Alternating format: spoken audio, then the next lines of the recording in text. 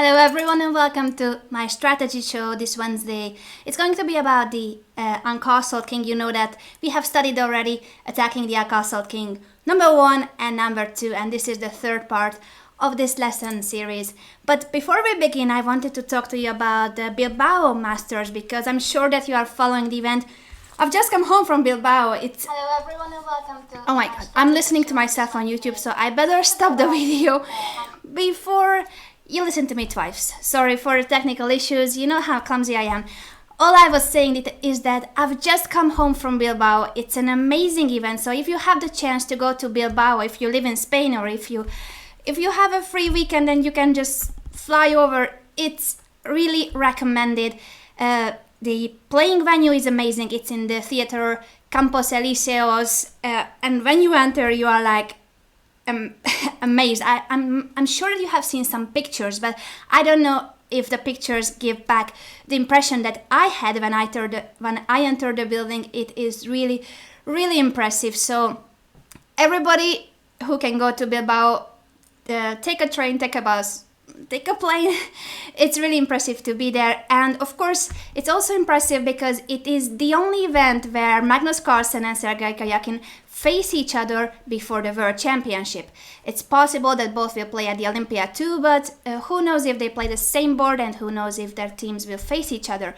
But what is sure is that in Bilbao, Magnus Carlsen and Sergei Karjakin are playing in the double round robin, so they play against each other both with white and with black. So tomorrow, Magnus Carlsen against Sergei Karjakin.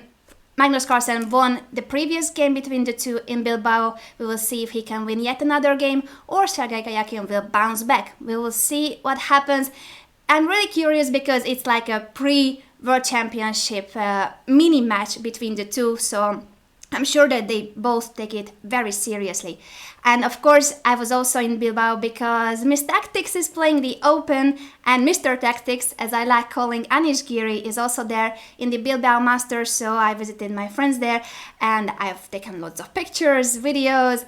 The organization is excellent in Bilbao, so all I can say is that it is a very good tournament, and I hope that next year it will be held again. So next July, if you have holidays, maybe you can think of coming to Bilbao because it's very hot in Spain, so it's very nice to visit Spain in the summer and connect it with some chess activities, like visiting one of the strongest events of the year, which is the Bilbao Masters. After all this talking about the Bilbao Masters, let's begin with today's show. And as I said, it's once again about attacking the Uncastled King. The last one, actually, because you know already a lot about how to play when the opponent's king is in the center. Today we have 2 more games to see. You might know them, you might not know them, we will see. One of them you already see on the screen is a game by Judith Polgar with the black pieces against Anatoly Karpov. It is a game that Judith won in Vaikanze in 2003. She played an excellent event there. It's one of the best tournaments she had in her career. She finished clear second, undefeated, behind Vishy Anand, half a point behind Vishy Anand. And she took the second place, 1 point ahead of Vladimir Kramnik, who was at the time the Classical World Champion. So amazing tournament for Judith in 2003 Vaikanze, and she crushed in the 4th round of the event Anatoly Karpov with the black pieces. Let's see how. So I will see just for a moment in the chat if everything is fine, because before I heard myself twice. I hope that now you can hear me properly. And yeah, Cohen just saying that he has seen pictures of me with Mr. and Mrs. Tactics. Yes, I posted some pictures with the two of them. Also, my boyfriend was in the pictures. It was the wedding anniversary of Sopika and Anish a few days ago, their first wedding anniversary, and there are many more to come, but it was very nice to celebrate that special day with them. It was the free day in Bilbao, so we had some time for excursions, taking pictures around Bilbao. It was a very nice time, but let's begin with the learning something, because I can talk a lot, but I haven't moved a chess piece yet, so let's skip the opening very quickly. You see that this is the Queen's Indian, and we will reach a middle game that is pretty much known, this setup. White has a lot of space, here I should stop. White has a lot of space, but he still needs to finish development. You see that his king is still on e1, the bishop on f1, so he still lacks some tempi to finish development to castle kingside. And Judith, as you know, was both. She retired, but I think if she played, she would still be a very aggressive player, very good at attacking. So of course she starts taking the initiative as soon as she can. And this is also a moment where I wanted to ask you, what have we learned about attacking the uncastled king? What are the three principles that I teach every time we talk about attacking the uncastled king? Try to remember them. You have 10 seconds to think about those principles, and then I will repeat what I always say. Let's see. In the meantime, I'll show you some... Nah, I shouldn't bother. I think you already know my chess 24 mug, and yeah, I think time is up, so let's just quickly sum up what we know about attacking the uncastled king, how to play when the opponent's king is in the center. We have learned that you should open up the position. As many files, lines, diagonals, whatever you can open them, especially the central files. In this position, you see that Judith has just played a5. The a file is not a central file, but you will see that opening the position sometimes means opening the flanks, because if you start thinking that, let's take it literally, that you have to open the central file. So you start thinking, how can I push e5? You should go rook e8, you should move the bishop, and then push e5. 3 moves. In 3 moves, the opponent's king will not be on e1, because we have also learned, and that was the third principle, I'm skipping one of them, but anyway, the third principle was to act as quickly as possible. We don't have time for preparing the push with e5, rook e8, bishop f6, e5 is way too slow. So first of all, we should open up the position. We wish we could open the e file, but it's not the game where we can do it. So yeah, open up the position. But if you can't open the e file, d file, f file, open the position somewhere else. Here, thanks to this rook on a8 and the pawn on a7 and this pawn on b4, we can open the a file. So that is also a way of opening the position. You don't have to always open the central files. It's good if you can, but if you cannot, look for another way to open the position. Second, bring as many attacking pieces as possible. So we will see soon how Judith will bring all of her pieces, her whole army, to attack the white king. And third, as I mentioned, and the most important, act as quickly as possible. So a5 takes the initiative immediately and ask white, how will you want to keep the position close? Because he might try bishop e2. He wants to castle as quickly as possible, and sometimes we cannot avoid it. So we are talking about attacking the uncastled king, but for instance, in this game, if white plays bishop e2, we will just capture on b4, a takes b4, and after knight f6, we have this nice threat of jumping to d5 with the knight. The b4 pawn would be hanging, so white still cannot castle. He has to either move his queen or the pawn. And after knight d5, queen b3, bishop b4 check, you see that black has really active pieces. Black is attacking. And what I wanted to say is that sometimes we cannot avoid castling, or sometimes, better to say it the way that, sometimes we want the opponent to castle. In this position, after queen g5, you really want the opponent to place his king on g1, because if he castles, then we are just winning on the spot. Quick, what's the winning move here? I let you a very short time to think about it.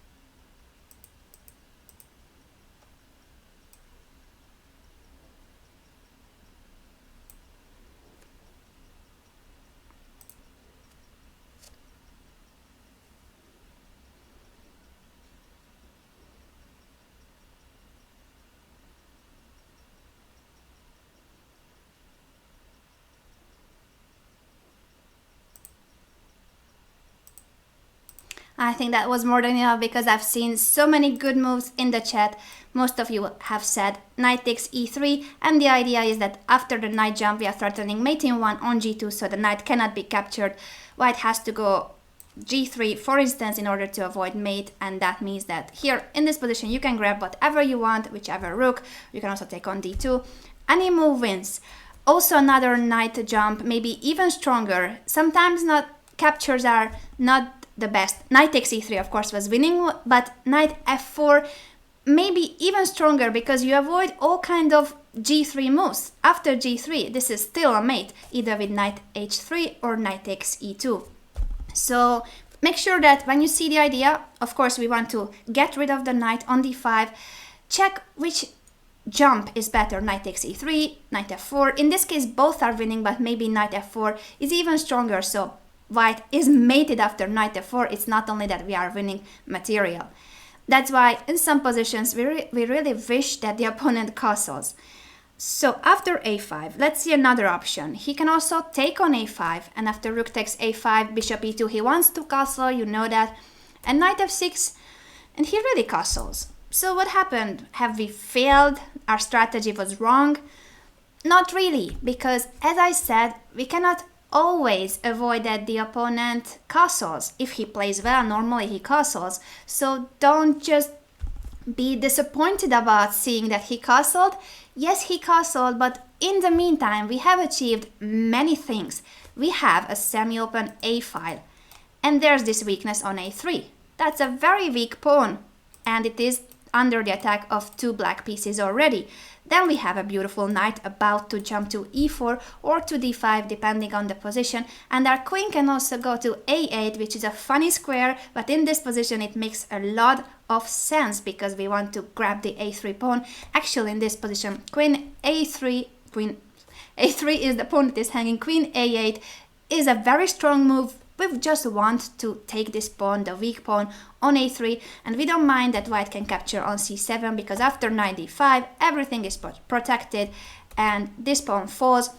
Look at the black pieces, they are very active. The a file will be black, so after bishop takes, either, well, you can play rook takes a3 or knight c3 later or before. Depends on calculation of course, but the most important is that after this exchange of bishops, we have the a5, we have doubled on the a5, we have a beautiful knight that could jump to c3, and we have a passed pawn. So in this position, a very important factor will be this b pawn, and you might think that this queen on g3 is scary, it will attack the black king, but you know that a piece alone cannot attack. So unless white manages to bring 3-4 pieces to the king side, he doesn't really have so many to attack our king, his attack with this queen on g3 will not succeed. It's only one piece facing the black king, that's not enough. So sometimes we will eventually end up in a position where it's not about the king anymore, but he had to ruin his pawn structure, he had to accept having this weak pawn on a3 because he wanted to castle, he needed to castle. Instead of this, what Karpov did was, after a5, playing b5. That's a good principle because he wants to keep the position closed. Of course, the person who has advantage in development wants to open the position, and the one lacking development wants to keep the position closed. That's very simple. So he's doing the opposite of what we want to achieve.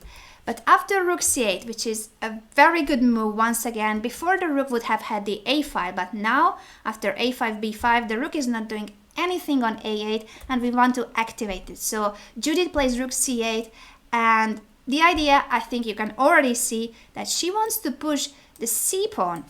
So she doesn't give up on her plan of opening files on the queen side. Now she will try to open the c file, and I don't think that black can, sorry, not black, but I don't think that white can avoid this. So in this position, if white goes bishop e2, we just play c6, and in this position, after bishop b takes, bishop takes, once again, white cannot castle because we are threatening with bishop takes f3, which would win material. Let's just put it on the board. The queen is hanging and we have just captured a knight, so this is not working. has to move the queen somewhere. Sorry, I'm confusing all the words today. It can be seen that I've just traveled home. I'm a bit tired. I'm sorry for that. I hope that you can excuse me. I tried to do my best still. I didn't want to cancel the show, so everything for you guys. After queen d3, this position, of course, is not like we are winning with black, but it is, I think, a position that we would all love to play with black, because we have, once again, very nice pieces. Look at our bishop on c6, the knight about to jump to e4, and we have a pawn majority on the queen side. So we will play for forces castle, and we go b5, the queen can go to d5, you see those arrows, and we will push b4, once again creating a b passed pawn. White will not have a passed pawn, so we will be the one playing with a passed pawn, playing for an endgame. But let's see what happened in the game, because this is all nice, but this isn't the game. After rook c8, Karpov went queen b3, which could lead to something similar to what I have showed after c6, b takes, bishop takes. If he goes bishop e2, then once again we will play b5. We don't care that he castles, because we have another plan. Now we have once again the b passed pawn, and this is a very good position for black. But instead of this, after bishop takes c6, Karpov made a mistake, because the position after bishop e2 is better for black, but it's not winning yet. It's an advantage, but not that big advantage. But after his move, bishop b5, you should find Judith's move. She has made an excellent move. She found a way to take advantage of bishop b5. What is wrong with bishop b5? Try to use it.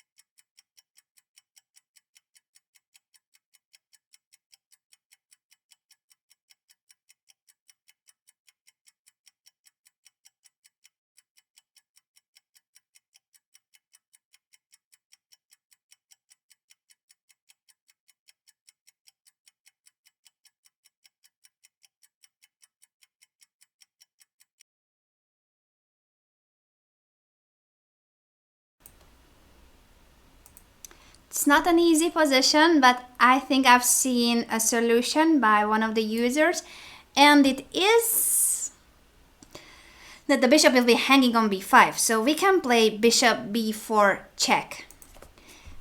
And we are not winning anything. So don't think that this is, well, we are not losing anything, because bishop b4 is sacrificing the bishop. But we will win it back on b5. So we have exchanged bishops. But what was the whole point? Why do we want this trade of bishops so badly? It's because of the green arrow. I'm sure that you understand what it's pointing at. There's this king on e1 that wants to castle so badly. And we have just placed a bishop on b5.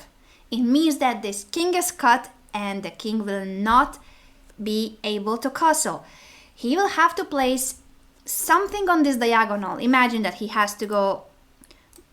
Okay, this is stupid, but just the idea. He should place something on that diagonal, either on e2 or on d3, in order to be able to castle. That, first of all, takes a lot of time. Secondly, I'm not even sure that it's possible. So having the bishop on b5 is what I wanted to show you today, basically. The idea of cutting the king, whenever you can cut the opponent's king in a way like this, either with white or black, because many times in the Sicilian, when you play with white against the Sicilian, and if you can place a bishop on d6, if you can imagine playing the Sicilian, and many times this diagonal is weak, if you exchange the dark squared bishop of black and then you have a dark squared bishop yourself, cutting the king that is on e8, that's really, really dangerous. In this position, I will try to take these arrows away, because now we are talking about this bishop on b5, which is so powerful. So playing bishop b4 check in this position is almost winning, and it's not winning like on the spot, it's not winning material, but the idea, the whole strategy, that after a takes b4, bishop takes b5, this bishop is killing the white king. It's not a check, it's not threatening anything immediately, but the king will permanently have to stay on e1, and that's a huge disadvantage for white. Black will only need to bring the rest of her pieces in order to win the game. So we have this bishop cutting the king, the rest of the pieces will come, join the attack, and then we win the game. That is so simple. But we need to still calculate and see how it is all carried out. Just once again, have a look at this moment when after bishop b5, white might have thought that he was doing fine, he's about to exchange bishops, castle kingside, but instead of this bishop b4 check, he cannot do anything, he has to capture this bishop, and after bishop takes b5, problems. So Karpov played b takes a5, the bishop is hanging on b5, but there's a simple solution for this, bishop c4, attacking the queen, and then we will capture the pawn on a5, so queen a3, b takes a5.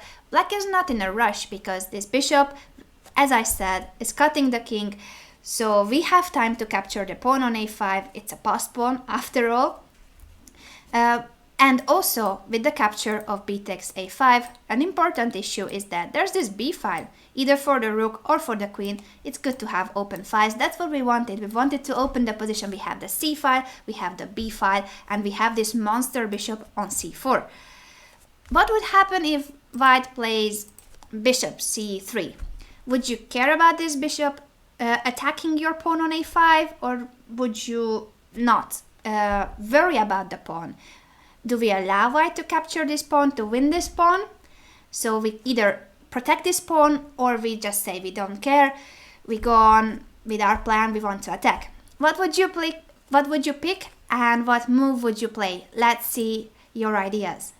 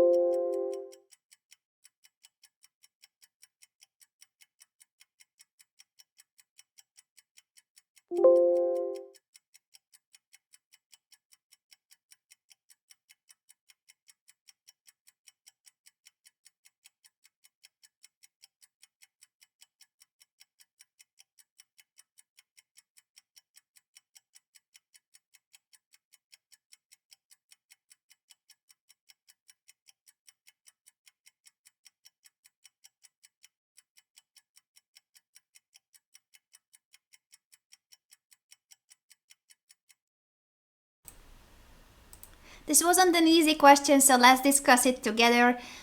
Generally, when we want to attack, we don't care that much about materials. So in order to speed up our attack, we will not protect the pawn on a5. It is hanging, but protecting the pawn would mean that we have to go rook a8.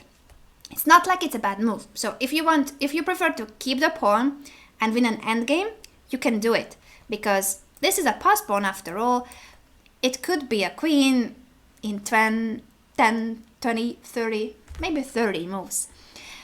But in general, if you want to attack, then a pawn doesn't have such a big value. So it is hanging, but capturing the pawn is losing time. So let's just pretend that we don't care about the pawn. We go queen f6. And why we go queen f6 is because we want to bring the queen to the attack. We could try from the queen side too, but if you play queen b6, it's not really easy to see where the queen could enter the position. We don't want to exchange queens, so we will not go queen b3, for instance. That's why queen f6 is a better move, because we want to play queen g6, attack this pawn, come maybe from c2. If we could play after queen g6, queen c2, it's almost mate with queen e2, and this bishop would be hanging too. So there are many ideas. The point is that, first of all, you should decide that the pawn is not that important. White will have to waste time by capturing this pawn. So yes, good job, you are a pawn up, but your king is in the center. So in this position, it doesn't matter that we are a pawn down. What matters is this monster bishop, and that the queen has just joined the attack too. And after the queen has joined, of course, the rooks can come as well. The b5 is there too. I have seen that some of you have said rook b8, which is also a good idea, because after that, the other rook could join the attack too. But the queen, as you know, is the most important attacking piece. So if we can find a route for the queen, queen f6, queen g6, then it's brilliant, because we are threatening queen takes g2 and queen c2 at some point too. So this position is very dangerous already for white. So white doesn't have time for grabbing the pawn. He should try to do something else. Karpov played queen d6 because he says that, yes, my king is on e1, but if I could trade queens, I would be surviving. I don't say white would be fine, but white would have more chances of survival. So placing the queen on d6 is a good idea. If you are defending, you can learn this from Karpov. He tries to control as many squares with his queen as possible. There are no knight jumps, because if we move the knight, he will trade queens. And we can't play queen b6, we can't go queen c7, so he has taken many squares from our queen, and he's attacking our knight. Let's not forget that too. So there's no queen f6 because the knight is in the air. Queen d6 is therefore a good defending resource, but it's not enough, because the position is pretty bad already for white. Therefore, we need to find a very good move that Judith has played, and I will help you find it. So we want to move the queen, we want to activate the queen. You have already seen that we wanted to play queen f6, queen g6 in the previous position, but we cannot do it because the knight will be hanging. We cannot move the knight because we don't want to trade queens. So you should solve this hanging knight problem without moving the knight in order to activate the black queen. Let's see, what move do you think could be the solution? And also connect it with another idea, is this rook would love to have an open file. Let's see.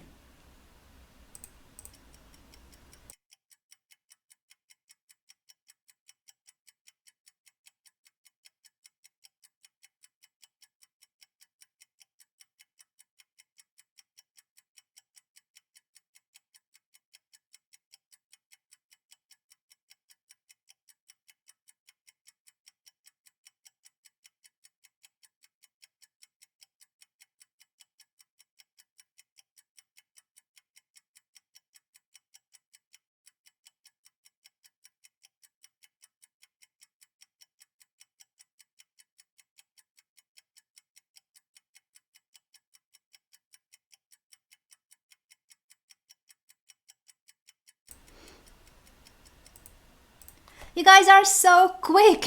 Well done everybody who has said bishop b5. That's a brilliant move, and it's not an easy move because we feel like, well, that's a retreating move, where's the bishop going? But it makes a lot of sense. So let's see, bishop b5 is what Judith played, because first of all, this move protects the knight, so next move we can activate the queen. And secondly, we have opened the rook, we have opened the c5 for the rook, so rook c2 is another big threat in this position. Imagine playing rook c2, the bishop would be hanging on b2, rook e2 check, then discover check. White's position would collapse. So we have the c file, we want to enter on the c file, and we also want to activate the queen. Bishop b5 is the best move in the position, so congratulations everybody who have thought about this move. It's not an easy move, it's really a master level of a move. Bishop b5 is a very nice move, so I'm very proud of you guys. Bishop b5 is what Judith played, and let's just see, for instance, if rook d2 in order to avoid rook c2, why not? Then of course what we wanted is to activate the queen, queen f6, now the knight is not hanging anymore, and I don't know, any move here, I don't even know what move to play with white, because you cannot move the king, you cannot really play, I don't know, knight somewhere, then f3, king f2, that's also not possible. Yeah, I think we can just assume that this position is horrible for white. And also now after queen f6, our rook, the last piece that is not playing, will be activated too. Rook d8 is really the square where we want to place the rook, and then some knight jumps. This position is very bad. So yeah, white doesn't even have a pawn. This position is material equality with a very weak king that cannot castle. What happened in the game is a somewhat better try for white, because he pushes d5, and yes, we are the ones who want to open the position, but white wants to create counterplay on the d file. So sometimes it makes sense also for the opponent to open files if it makes his pieces more active. After d5 he threatens d takes e6. But Judith thought, I don't care. She went for rook c2, the bishop is hanging on b2, and if d takes e6, her idea is that she has... Oh, sorry, what am I doing? No, this is not the position I meant. If d takes e6 here, we give a check, of course, and after king f1, well, you have either rook takes b2, or you can win the queen with rook d2. I like winning the opponent's queen, so I would play rook d2 check in this position. The other position you were seeing is that I wanted to mention, but I almost forgot, that in this position after d5, rook c2 is one of the best moves, and another really good option, another probably winning move was knight c5. And that's contradictory, because I told you that we will not trade queens. And knight c5 is a clear offer of trading queens, right? Queen takes d8. And the funny thing is that this position after rook takes d8 is just so bad for white that even without queens, he's losing. The reason is that his king, only one, is still horribly weak, and our knight is about to jump to d3, winning the bishop on b2. He will not blunder the bishop, of course, but let's just say, I don't know, bishop a3, so we are not winning a piece. But knight d3 check is still so painful, because we have, let's say, king f1, then we win the rook on d1. If king e2, same problem, we are stepping into these checks. You can win a rook, an exchange, not a rook, but you win material with any move. And if he doesn't step into the discover check, then the f2 pawn falls. So after knight takes f2, once again we are winning an exchange, and the king is still weak. So it's not only the rook, it's not only the exchange that we are winning, but rook takes d5 check will come, and probably he's getting mated too. So it's not only material up for black, but also a position where it's very likely that white has to resign soon, if not already. So the funny thing is that after d5, knight c5, even trading queens, knight c5 offers the trade of queens. This position is winning because all the black pieces are active, and white cannot place his king into safety. And if he cannot do anything about the king, that also means that he's playing without a rook. So this position is like a virtual rook down. He cannot do anything about his h1 rook, cannot activate it, and his king is very weak. It's in all kinds of tactical motives.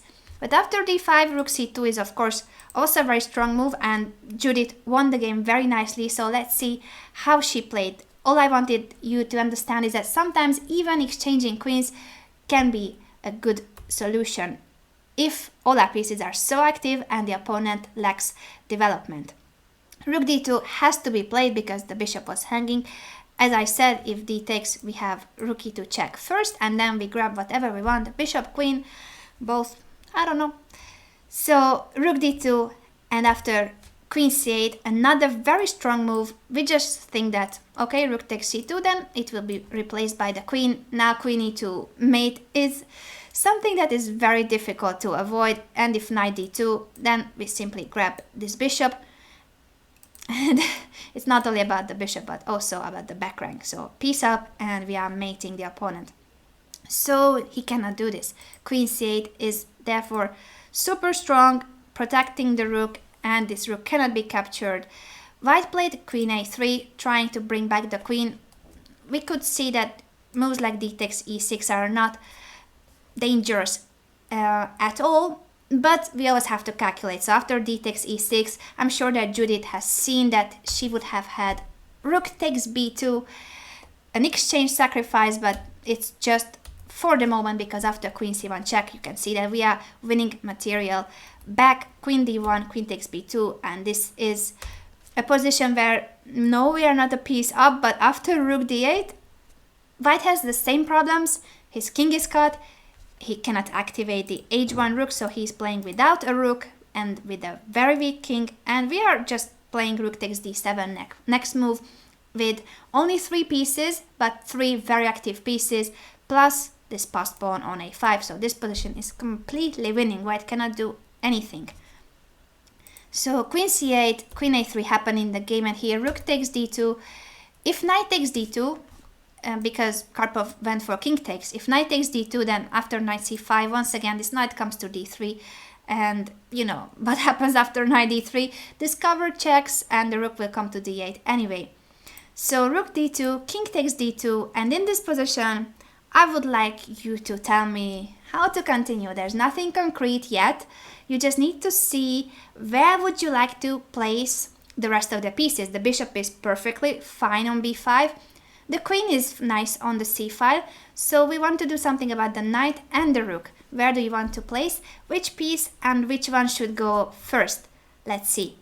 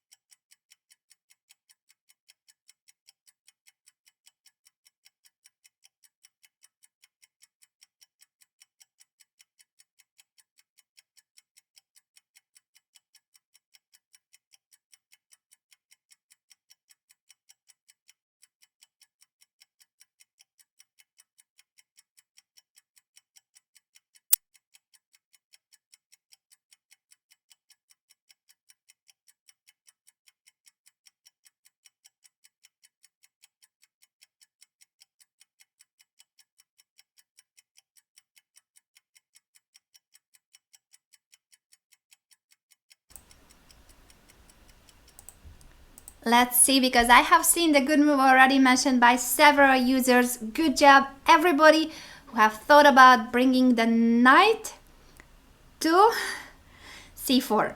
Because in the previous lines, we always played knight c5. That's why I asked the question, because it looks good here as well. There's nothing wrong with knight c5. So those of you who have said knight c5, don't worry, it's also possible. But knight b6 is even stronger, because we are threatening winning the queen. Knight c4 is a horribly big threat. Knight c4 would win everything that we want. White has to deal with this. White has to move the queen. And of course, Karpov didn't blunder his queen. He moved the queen to c3. He wants to trade queens. You know that when you are defending, you want to get rid of the queens. But after knight c4 check, Okay, first of all, queen c3 is not only threatening to trade queens, but also threatens to give mate in one to us. So it was important to foresee that knight c4 check blocks the c file so that white cannot trade queens, and after king c2 we just need to prevent mate on g7, and the nicest way to prevent it with is e5. So let's just block that long diagonal and perfectly placed pieces. The knight on c4 is very strong.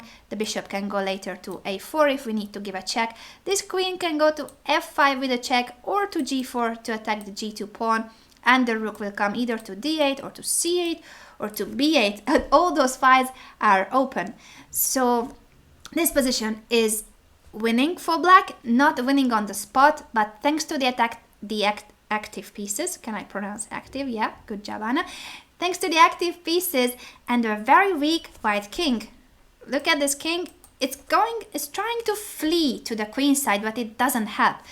It's true that now, at least, finally, white will be able to activate his rook, because before he couldn't even move his rook. The rook can go somewhere, but the king is still weak. There are no pawns on the queen side, so trying to flee somewhere, in this case to the queen side, doesn't help. The king was very weak on e1, but it's also weak on c2, and it will be weak on a2 as well. So there is no solution here. There's no way out. White is lost. What happened in the game after e5 was king b1, as I said, trying to flee. And well, there's this bishop on b2, but it's not like a huge protection, because our knight on c4 is also very useful for that, attacking the bishop on b2. Just imagine that we bring the rook to b8, and at some point there would be trouble on the b file, the pin, the hanging bishop on b2. But first of all, in order to bring the rook to b8, we need to move the queen. And we can go queen f5 check, or we can play the move that Judith has played, and I think it's even stronger, because sometimes check just makes the opponent's king flee even more, and he wants to flee. He wants to go king a2 or king a1. But queen g4 just gives even more headaches to white, because now the g2 pawn is hanging, and it's not about the pawn, but after queen takes g2, both the knight and the rook would be hanging, so he cannot allow queen takes g2 happen with those pieces on f3 and h1. He has to move the rook away at least, and in this position we could be greedy, but it's better to try to give mate. And of course, Judith did not care about any hanging pawns. All she wanted to do was to bring the very last piece into the attack. So now the rook joins the attack as well. After rook b8, as I said, there will be a huge problem with this bishop on b2. And if he moves the bishop, then the king is on the b file. There's just no defense here. Karpov played rook c2, still trying, of course, to protect somehow this king on b1. But after f6, which is a move that shows that black is not in a rush. In this position, it's already not about acting quickly, because we learned that how to attack the uncastled king. Well, you need to open files, you need to open lines, you need to bring many attacking pieces, and you need to act quickly. But there are some positions, like this position, where even if white plays like 3 more moves, he cannot do anything, because he doesn't have any pawns in front of his king. So maybe he could try to bring this knight to the queen side too. Not that it helps a lot, but in this position there's really nothing that white can do. I don't mean that you should be doing like very slow moves like king h8 and I don't know, rook b7, pointless moves. No, I don't mean that, but she protects the e5 pawn, so there will be nothing on the long diagonal ever.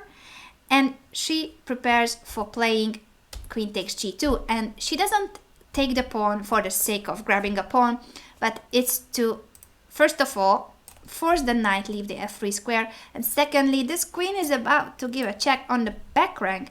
Either on the back rank, or we go queen g6, or if the knight jumps, then queen e4. So there are so many threats in the air. And that's why f6 was also very strong.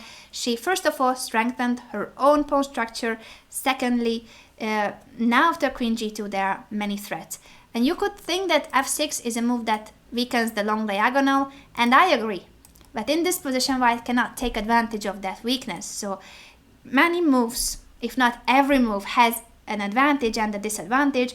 f6 have weakened the pawn structure for black, and have strengthened the pawn structure for black, and at the same time weakened the a2 ga diagonal. But white cannot really take advantage of that. We have the light squared bishop and not white. Knight d2 happened in the game, and after queen h1 check, king a2, knight takes d6. Black has taken 2 pawns already, and the attack is still going on. As I said, it's not mainly about grabbing pawns, but she doesn't want to exchange knights, and she doesn't want to allow white to create some kind of counterplay with this passed pawn. It's not promoting yet, but it's good to eliminate it from the board.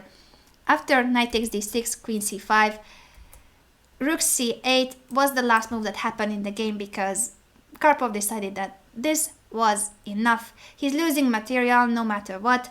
Of course, he cannot move the queen because then the rook would be hanging on c2. Let's just see, queen takes d6, rook takes c2, and now even after grabbing the bishop on b5, rook takes d2, this is an exchange up. So the only try could be rook c1, both queens are hanging.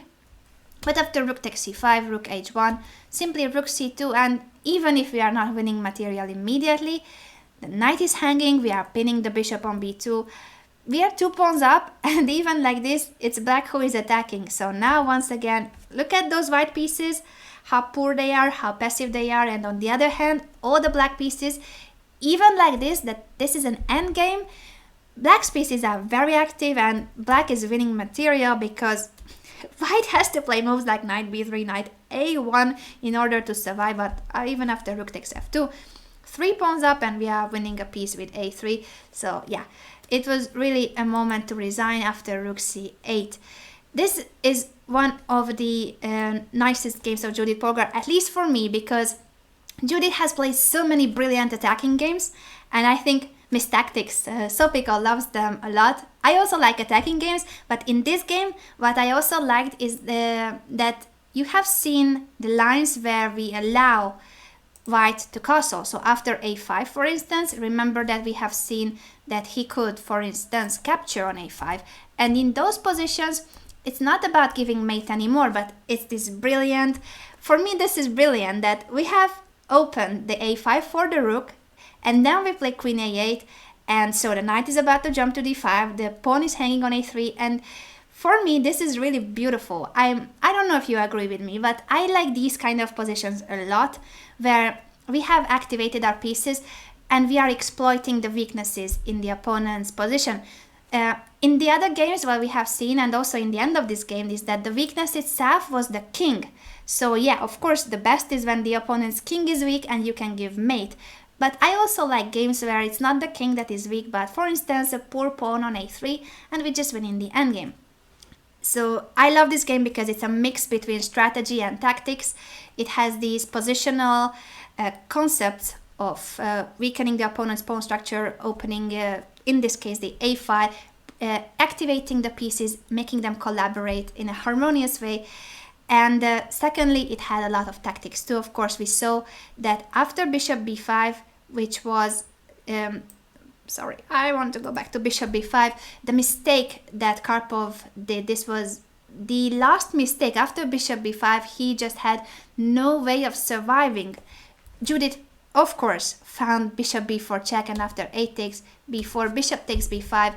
This is a position that is lost on the long run. So once again, it is a position that is not winning on the spot tactically, but the king can never castle, so strategically black is winning, and that's why I love it. It's an attacking game where we are winning in a strategical way. I know that these concepts at the end lead to the same, because you need to be able to calculate precisely, and you need to, of course, have the right strategy, the good plan, find the good ideas. But this is the reason why I love the game, and I hope that you liked it too. We still have one more game to see, but before we begin with this, I also wanted to say about Judith that she has launched a very nice initiative that is the Global Chess Festival. So I go back to this position. While I'm talking about the Global Chess Festival, if you like Judith's games, if you like her character, if you appreciate her as much as I do, because she's my teammate, she was my teammate in the Olympic team, now she is the captain of the Olympic team of Hungary, the men's team, and I get on very well with her, and I really appreciate everything that she does for chess, because since she retired, of course, it doesn't mean for her that she doesn't do anything, that she has a lot of free time. I think she's busier than ever. She has school programs. She has now the Global Chess Festival that I wanted to tell you about. So if you want to join Judith's Festival, which is going to be an international celebration of chess, it is on the 8th of October, but it is going to be worldwide on the internet too. So if you want to be on the chess map, it's the map of the earth, and you can just show where you are. And if you like chess, if you like the idea that there would be one day where we all celebrate chess together, then Google Global Chess Festival or go to globalchessfestival.com, because I really like this initiative, and later I will tell you how I'm collaborating with Judith in this project of hers. But basically, I love her idea that we can all celebrate chess together, the diversity of chess, because chess has so many faces. Chess is so much fun, so much entertainment, it's education, it's art, it's science. Chess has so many things that I think there's a reason for everybody to like chess. If you are not competing, then it's because of other reasons. But I like the idea that there should be one day every year where we celebrate chess everywhere in the world, and that is the Global Chess Festival about. So Google it, go to globalchessfestival.com, or find Global Chess Festival on Facebook or Twitter, because it has just been launched. It's very new. So show Judith that you are supporting her idea, that you like her initiative, and that if you would like to join the festival, Google it. Now we will begin with Kasparov's game, because I think you have already read the names on the screen. Once again, we are playing with the black pieces, and I'm really sorry that I cannot flip the board. This is how the system is, so it's not depending on me. We are playing with the black pieces, and this is going to be Queen's Gambit declined. The funny thing about this game is that it's in the database, but it's not a tournament game. It is, as far as I know, a training game, a training match that Kasparov played in Baku when he was 14. So this is 14-year-old Garry Kasparov playing with the black pieces, a training match against another titled master, and he just crushed him. But what I like about this game is, once again, that it will be an attacking game where it doesn't seem like we are having a powerful attack, that we are crushing the opponent. It's going to be a position that seems to be solid. Of course, the move c5 is not very solid. Black wants to open the position, that's what we know. We have to open the position if we want to attack this king on e1. Let's go and open as many files, lines, diagonals as possible. So c5 is the strongest move, and I think that it was Kasparov who played c5 first. Now if you look for this position, there are more games with c5, but as far as I know, Kasparov was the first one to play c5 in this very position instead of rook e8. c5, I think, a very logical move. We open the position, and after d takes c5, he doesn't even want to capture. He cannot capture, but it's not that he blundered the piece. He didn't play c5 and then say, oof, I cannot take back because the bishop on b7 would be hanging. No, that's not the point. The point is that he wanted to go knight d7, and he doesn't mind losing a pawn. C takes b6, would grab another pawn, but he just plays knight c5 in this case, and when the queen moves, doesn't matter where, let's say queen c2. After a takes b6, black has a lot of compensation for the sacrificed pawn. Very active pieces, and once again this is a position where the a file has opened up for the rook. So this rook hasn't moved, but it already has an open file, and it threatens to capture the pawn on a2. So this position is very good for black, I believe. It's not like it's winning and it's not like an advantage, but there is more than enough compensation for the pawn. So after knight d7, it's not very recommendable to capture on b6 to keep the pawn, especially not against Kasparov, even if he was only 14. So the opponent went c6, and here we have to take the pawn, and knight d4. This is a moment where I think many of us could go wrong, because I'm pretty sure that the first move that comes to my mind, at least to my mind, is bishop b7. Maybe the same happens to you, that this bishop is hanging on c6, so you either protect it with rook c8, queen c7, or you move it, bishop b7. We have a pair of bishops, so if you want to keep the pair of bishops, you need to move the bishop b7, but now white could play bishop e2, next move castle kingside, and we haven't really achieved anything. So what Kasparov did after knight d4 was that he said, okay, I have the pair of bishops, but there are things more important in life than the pair of bishops, and in chess too. He wants to take the initiative, and taking the initiative doesn't start with moves like bishop b7. Bishop b7 is not a bad move, but it's not the best either. It's passive. We are losing time by playing bishop b7. Instead, he has captured on d4. He's giving up this beautiful f6 bishop just to save some time. So after rook takes d4, he doesn't have to move the rook. He doesn't have to move the bishop on c6 anymore. Yes, we have an isolated pawn, so our structure is not the best. And we have just given up the bishop too. We have no pair of bishops. We are lacking this beautiful bishop. What happened to our position? But everything is concrete, and he took the initiative, which means that he really took it. He played knight c5, attacking the queen. And after queen d1, now this pawn will be hanging on d5, but he doesn't care. He goes knight e6. Because when the rook moves, all he wanted, he took on d4 and he did all these knight jumps in order to push d4. Yes, he is once again sacrificing a pawn. Why is he sacrificing a pawn? Because he wants to open the position. Why does he want to open the position? Because of that red king on e1.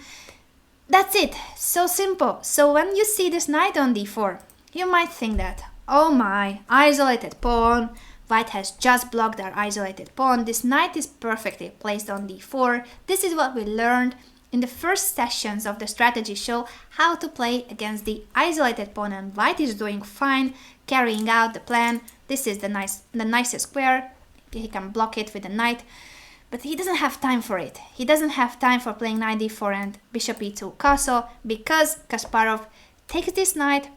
He doesn't care about giving up the bishop, and after rook takes, knight c5 is a tempo, knight e6 is a tempo, and d4 is a tempo. It's a pawn sacrifice, but it is worth it, because after e takes d4, rook e8, and now look at the king on e1. Oh my god. So yeah, the king cannot castle, the king cannot go anywhere. He could try bishop e2, but it's not recommendable. Bishop takes g2, not only because we want to take the pawn, it's not just to win the pawn back, but we want to avoid king f1. So with the bishop on g2, the rook is hanging and there's no king f1 ever. If the rook moves, rook g1, knight f4. This position is horrible for white. I'm sure that you understand it. So this is not possible. After rook e8, he could try maybe d5. It looks like a very active move, but knight f4 is still a check. And when bishop e2, knight takes g2, king f1, two pieces are hanging at the same time. So of course this is something that Kasparov had to calculate, but after bishop d7, it doesn't matter that we lose a piece, because you know that many times even sacrificing a piece is really something that we should do when we are attacking. The rook is perfectly placed, pinning the bishop. The queen is very active, supported by the bishop. We are winning. Why are we winning? Because rook f1 is not a move that could be played thanks to this beautiful mate queen takes f1. And that's all because we opened the e-file by pushing d4. So after rook e8, basically white has no good moves at all. He played f3, trying to flee with the king to f2. And if we go knight f4 check, that's also a good option. King f2, and here for sure we have some sacrifices. But Kasparov played an even stronger move after f3. As you know, sacrificing is not something that Kasparov was afraid of. He goes bishop takes f3. What is the point of this move? Well, queen takes f3 is not possible because we are winning a queen.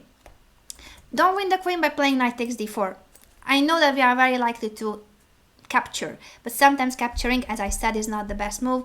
Maybe this is winning too, but let's not pin our own knight if we can win the knight. If we can win the queen from another square, knight g5 check is a better move.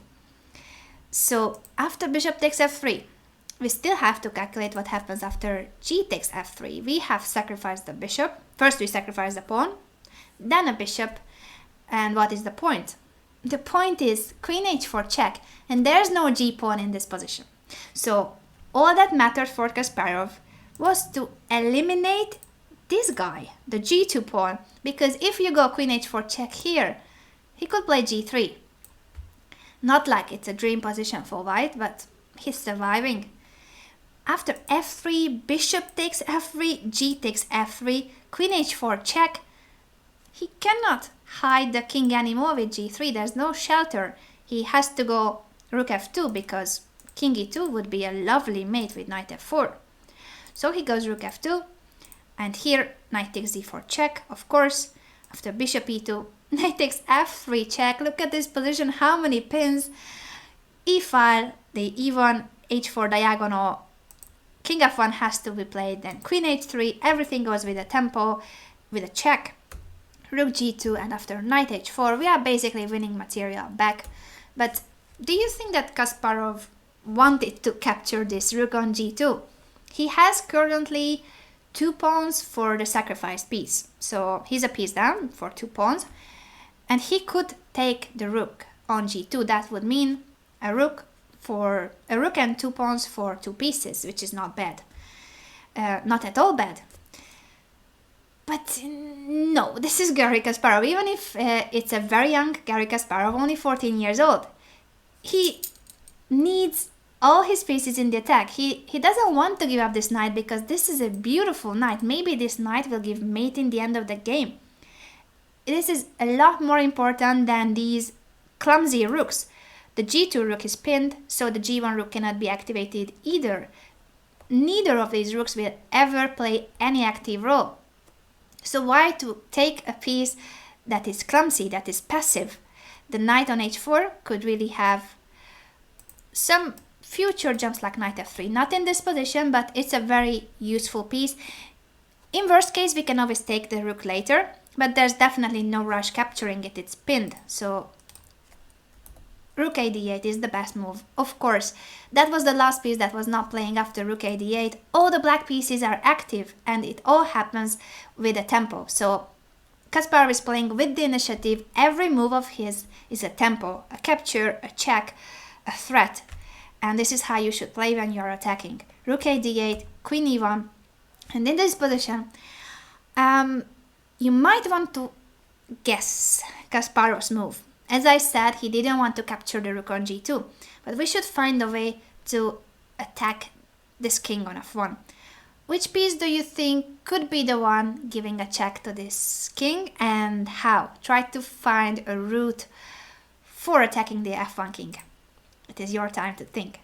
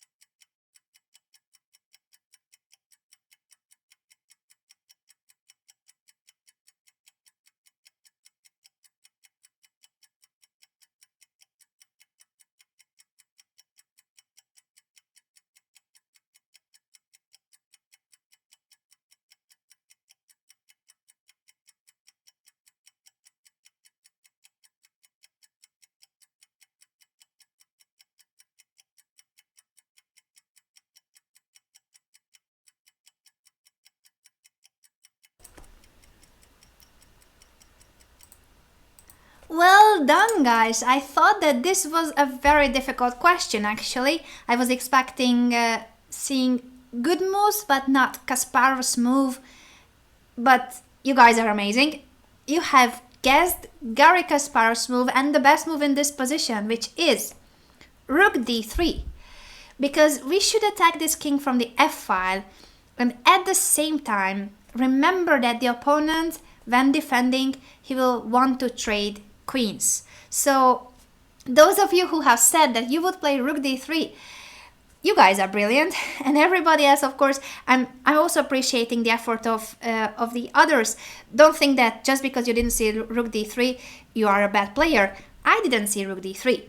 For me, this is an amazing move, Rook d3, and as I said, we want to give a check on the f-file, and at the same time, we don't want to allow Queen g3, because that would either exchange our queen or would make our queen have to leave the h3 square, which we don't want. So this is a 2-in-1 or maybe 3-in-1 move, activating the rook, bringing it to the f-file, and also preventing Queen g3. A brilliant move. Well done, everybody. So the threat is a Rook f3 check. Of course, this rook cannot be captured because of the pin on the e-file, and after Rook f3, once again the rook will not be, it cannot be touched unless white wants to lose his queen. That's why white played Queen f2, avoiding Rook f3. But in this position, well, if we go Rook f3, the problem is that we are not pinning the rook anymore. Even like this position is interesting, but let's not go into details, it's not the best move. The point is that here, the very best move is Knight f3. And yeah, white to go Rook f3 if we can play Knight f3 instead. It looks like everything could be captured, I mean both the knight and the rook, but none of them works. Of course, the easiest is to see that bishop takes f3 is a very silly move, rook takes f3, wins the queen. So what about the hanging rook? Well, if bishop takes d3, I give you 5 seconds to see the mate. Yes, yes, knight takes h2. It looks so beautiful, to me at least. I hope that you also find it beautiful. The rook is pinned, the king doesn't have any squares to go to. Look at these clumsy white pieces. White is mated because of his own pieces. The king has nowhere to go because those major pieces are not letting him. They surrounded him and they don't let the white king escape. And it cannot be captured, of course, because the rook on g2 is pinned. So that would have been a beautiful finish. Of course, white did not blunder this. After knight f3, he didn't capture neither the rook nor the knight. He went rook h1, which is a very sad move, but it had to be played. Other tries are not good either. Queen g3 still doesn't work because knight d2 check wins the queen. So what else? I think we discussed the other moves. Yeah, white doesn't have any good moves. Let's see what happened in the game, because rook h1 is quite funny that white has to go rook h1, and at the same time sad for the poor player with white. Rook h1, he cannot move any of his pieces, everything is pinned, everything is somehow blocked, paralyzed, tangled, I don't know, tied up, all those words, whichever word you want to use for this position. The whole white army is tied up because black's pieces are so active, even with a piece down. Remember that black is a piece down, but his pieces, his army is so powerful that it just demolishes white's pieces. Rook de3 was played because why not to double rooks if we can. And when the rook goes back to g1, funnily enough, Kasparov played king h8. It's not like it was necessary to play king h8, but it just shows that in this position, he can even do that. And I think he played king h8 because if in some position, let's say we start giving checks, knight takes h2 check, king e1, and after king e1, yeah, we can go back to f3 or such, but the king will not go back to f1. The king will try to flee to the queen side. Remember that the opponent will want to try to survive, so he will flee to the queen side, he will not go back to f1. And when the king starts fleeing, when the king is not on f1, it means that this rook can move, finally. And finally white would really threaten capturing on g7. So in this position, after rook g1, yes, this rook is pinned. But Kasparov thinks about a position that might happen in 4-5 moves, and he doesn't want to have to bother about rook takes g7 4-5 moves later. He wants to tell the opponent that you have no threat at all, not now, not in the future, never. After king h8, this position with a piece down but super active pieces for black is completely winning because white cannot do anything active. He went once again rook h1, and after b5 he resigned because I'm sure that already before he realized that he cannot do anything. The threat is b4, and after b4 the knight has to leave, and if the knight has to leave, this bishop will be captured. So it's kinda sad, but he cannot do anything. He might have tried a3, but after a5, once again the threat is the same, b4. Let's just make a few moves to demonstrate how powerful this position is. Rook g1, b4, 8 takes b4, 8 takes b4, and when the knight moves, rook takes e2. You have to give up the queen, and after giving up the queen, remember that even the rook is hanging on g1, so king takes e2, knight takes g1, check, rook takes, and even queen takes h2. So this is a queen for a rook and a piece, but horrible white pieces and even 3 pawns for black. So this position is completely winning. I think maybe he's even winning more material after king f1, queen d2. Yeah, either the knight drops or the pawn. So we really want to get this b2 pawn and create a b pass pawn. I hope that you like this Kasparov game. Once again, it's a game that I like because it combines the strategic elements of chess with tactical motives. So first we had this position where c5, we need to open the position when the opponent is undeveloped, when his king is still in the center. And after d takes, the idea was that he didn't want to take back, he couldn't, the bishop was hanging on b7, but it wasn't a blunder, knight d7 was what he wanted, and if c takes b6, then knight c5, and when the queen moves, he will take on b6, and he has a pawn down, but it is very much compensated with the active black pieces and the semi-open a file.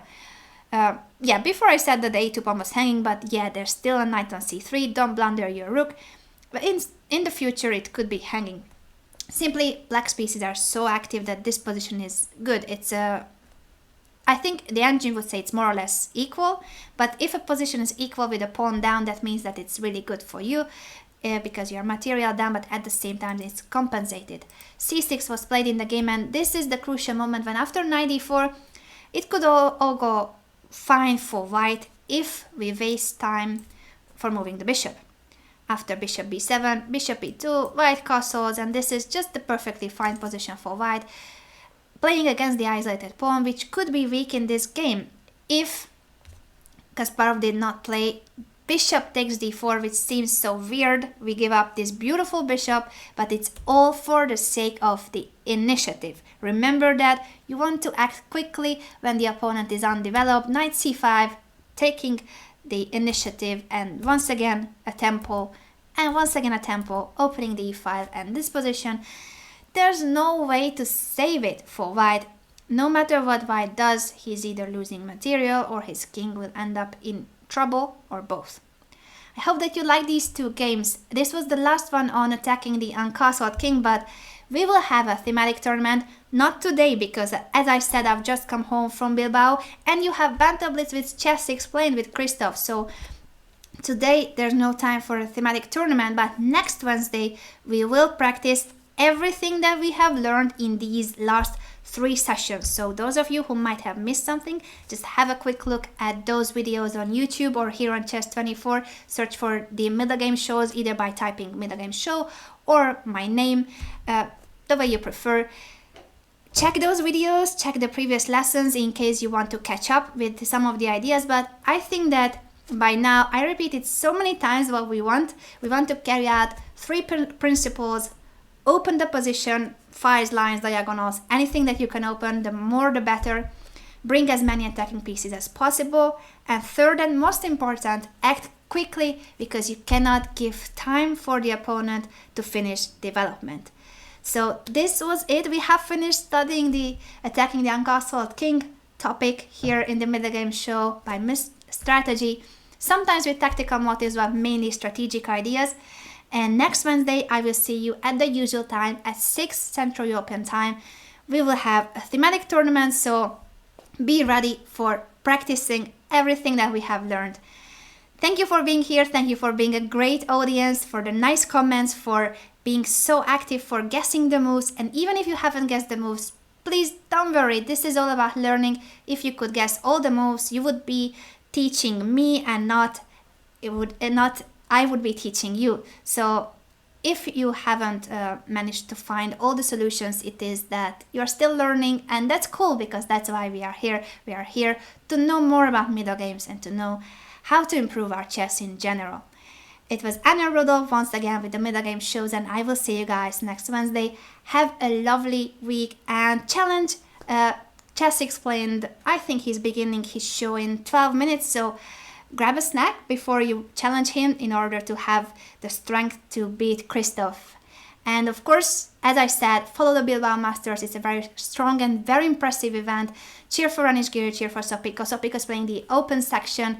And of course, you have there Magnus Carlsen, Sergei Karyakin, Yi Wei, Wesley So, and Hikaru Nakamura too. So impressive event. And I believe that this is something that might change chess history or not. Well, I don't know if it changes chess history, but it is definitely very important because tomorrow Sergei Karyakin will face Magnus Carlsen again. They already played once. Carlsen won that game, and I believe that it's tomorrow when they clash once again before the World Championship match, Joe. So I'm really looking forward to that game, and I want to see how they manage this pre-World Championship match game once again.